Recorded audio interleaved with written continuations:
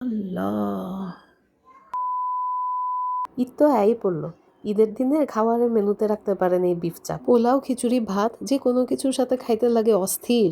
তো রেসিপির লেগা যে গরুর মাংসগুলি নিবেন, ওগুলি এরকম পাতলা কইরা কাইটা ছেইচা নিবেন। আমি মাংসগুলিরে অফ ক্যামেরায় ছেইচা নিছি। তারপর আর কি, যেহেতু এটা পুরান ঢাকাইয়া খাওন, মাংসে লাগবো বেবাক ময় মশলা। এগুলিরে মাখায়া সুন্দর কইরা মাংসের সাথে ম্যারিনেট কইরা নিবেন। ম্যারিনেট করে রাখা দিবেন কমপক্ষে 1 ঘন্টা।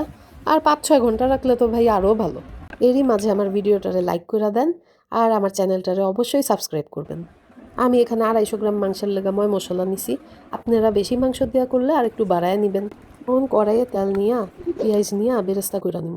তো বেরেস্তা কিছু উঠায়া একটু তেল সরায় রাখা ওই তেলেই গরম মশলা, পেঁয়াজ বাটা দিয়া একটু ভুনা হয়ে আইলে দিয়া দিব মাংস। 1 কাপ পরিমাণ গরম পানি দিয়া মাংসটা রান্না হইতে রাইখা দিলাম। তো এই প্রসেসটা আমি 3 বার চালাইছি, মানে 3 মগ পানি দিতে হয়েছে। 3 মগ পানি দেওয়ার পর 1.5 ঘন্টা পরে মাংসটা যখন আমার সিদ্ধ হয়ে আইছে, পেঁয়াজের বেরেস্তা ভাজার সময় একটু তেল সরায় রাখছিলাম। ওই তেলটার মধ্যেই ভাইজা নিমু মাংসগুলি। হালকা ভাজা ভাজা হয়ে আইলে ওই মাংসটারে আগের মশলায় দিয়া একটু দুধ দিয়া বেরেস্তাগুলি দিয়া কতক্ষণ রান্না করুম হালকা আছে। লগে দিয়া দিছি ঘি আর কেওড়া জল। আর এরই মধ্যে লবণটা একটু দেখে নিবেন। বাস শেষ। এখন গরম গরম পরিবেশন করার পালা। অল্প কিছু বাদাম কুচি আর বেরেস্তা দিয়া পরিবেশন করে নিবেন। আমার লেগা দোয়া রাখবেন। ঈদ মোবারক।